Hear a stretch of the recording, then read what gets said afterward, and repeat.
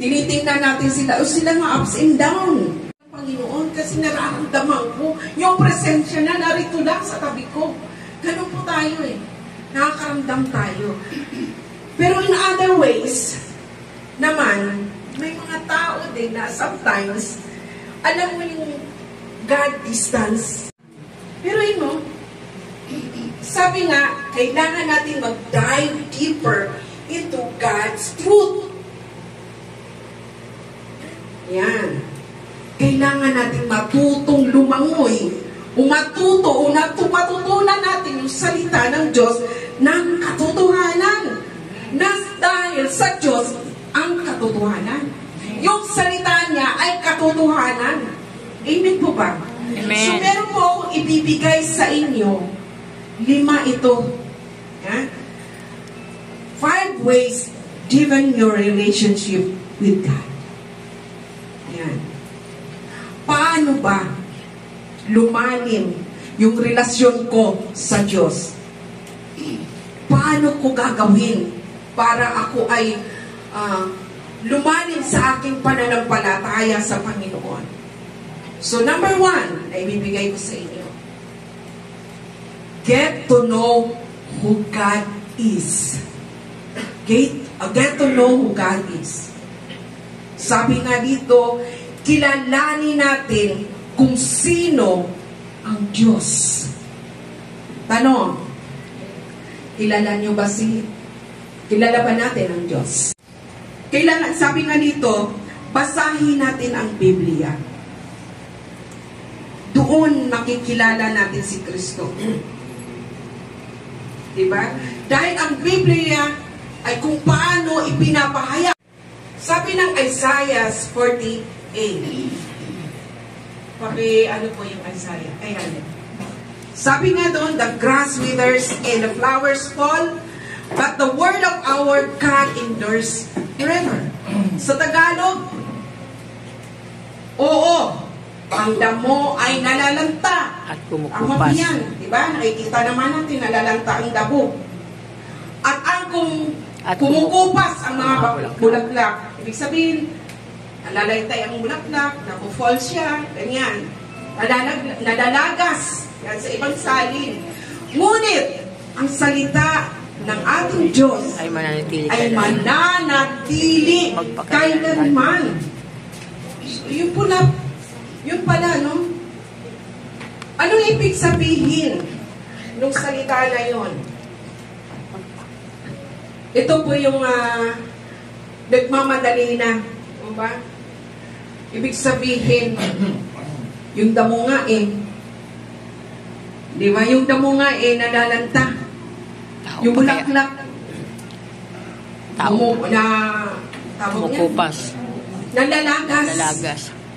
Ang tao, anong kaya mangyayari sa tao?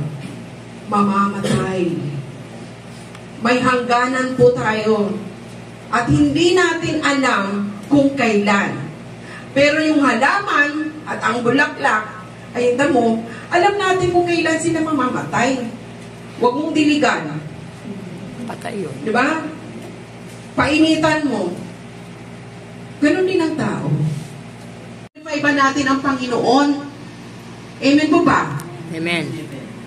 Yan. Alam mo, kung tayo po ay isang, minsan, pag nagbabasa, parang ano ba? Basang ano lang. Basta, nabasa mo lang yung Biblia, pero hindi mo naintindihan. Walang kwenta. Ano po? Parang series lang. Parang ginawa mo ng comics. Kapag nagbasa tayo ng Biblia, unahin natin manalangin. Humiling tayo sa banal na Espiritu na maunawaan natin yung salita kasi sa totoo lang, hindi natin maunawaan ang salita ng Panginoon. Hanggat wala pong, alam mo yung basbas ng Holy Spirit, yung gabay ng banal na Espiritu. Yan. Kailangan po daw natin ang pagbabasa ng Biblia, uupuan yan. Uupuan po natin ang pagbabasa ng Biblia. Instead na maliit ang babasa mo isang verse, ipahanap saan mo na ibang palata para maunawaan mo kung ano ang pinapasabi ng Panginoon para sa atin. Amen po ba?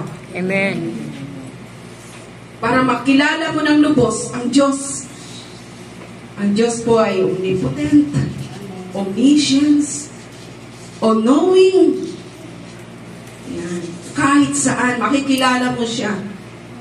Kaya pala, nag-memory verse ang bawat isa. Meron kami sa mga kabataan namin, mga children, mga bata nga nag-memory verse na yan sila. Talo pa tayo malalaki, no? Mabuti pa sila, alam nila ang John 3:16. Di ba? Tayo malalaki, alam ba natin ang John 3:16? The heart of the Bible. Yan po yung puso. At doon, ipinakilala ng Diyos kung gaano siya mapagmahal, kung gaano niya inibig ang tao.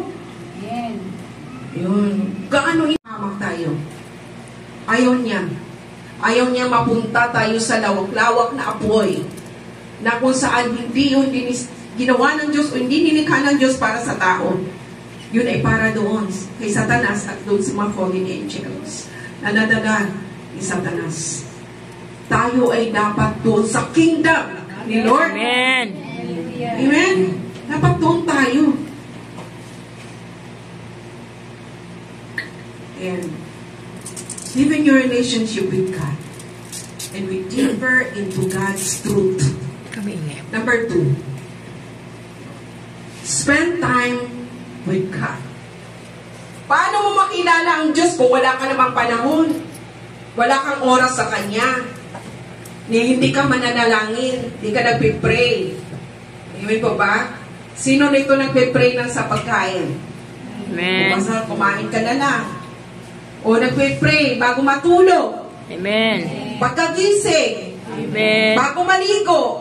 Amen. Lahat ng oras, lahat ng minuto, nagpipray. Sabi nga, wala pong tawag yan? Walang overdose sa panalangin. Tama? Amen. Kasi yun ang nakapagbigay sa atin ng kagalingan. Yung prayer. Kasi parang kinakausap mo Panginoon sa dyan, habang siya yung nanalangin. Lumalangoy pala, paitaas. Di ba? Tingnan mo. Look up to God for strength. Na? Kapag tayo nanghihina, pinanghihinaan ka, lumabas ka ng bahay, huwag din sa bahay, umangat ang mata mo. Kasi baka anong nakita mo sa loob ng bahay, uy, alikapok na ng loob ng bahay namin, dami na linisin. Diba? O di nakapag-isip ka pa na problema doon sa loob ng bahay, lumabas tayo sa bahay. At doon, itaas ang iyong mga mata doon sa kalangitan. At maiisip mo, wow, Lord, ikaw ang nandyan. Amen? Amen. Makikita mong Diyos, yung kapangyarihan ng Panginoon. Paano sa kaparaanan mo makikita ang Diyos? Habang ikaw alam mo, sa totoo lang, ang Panginoon ay nagpapakilala sa hangin. Yan. Nagpapakilala sa kamay mo. Nagpapakilala sa paa mo. Saan pumunta? Alam mo, naalala ko yan. Pero sa edad ko ito.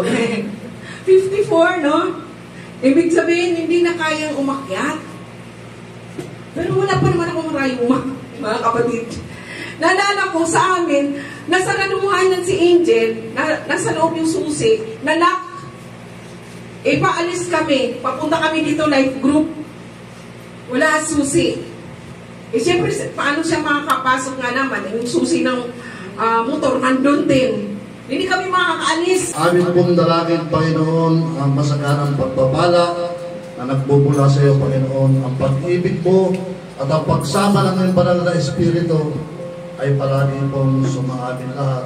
Sa pangalan ng Ama, ng Anak, at ng Diyos, Espiritu Santo, lahat po tayo sa atin. Amen.